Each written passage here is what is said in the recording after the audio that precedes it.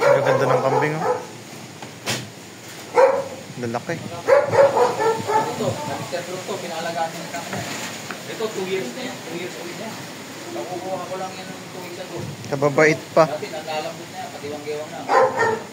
Bakit nila niya malaga? Eh, sayang. Tamil binili yan. Tapos i-condition mo lang. O, i-condition mo. Saka ako gagamitin. Pero babalik din. Kung babalik ko din. Kung gusto naman niya, papalitan ko naman ng ganito ko lang. May pera ko nga eh.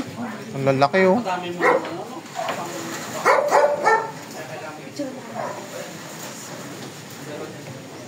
Araw-araw mo naman nakakasama yan. May asawa ka? 1,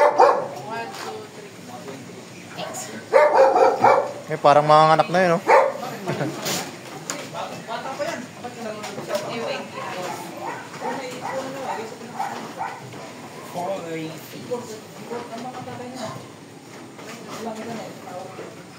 May nanganak po rito, ah. May nanganak po, dalawa. May nanganak. Ayun, oh.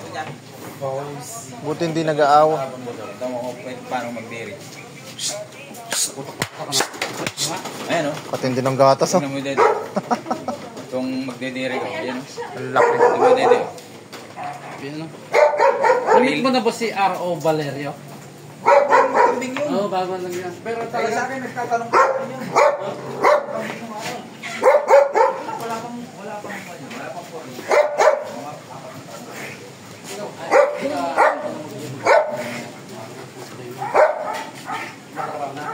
paano mo yung makakaseminar dito. Pwede din kaya lang nagbayad na ako sa test. Kailangan mo ng facilities.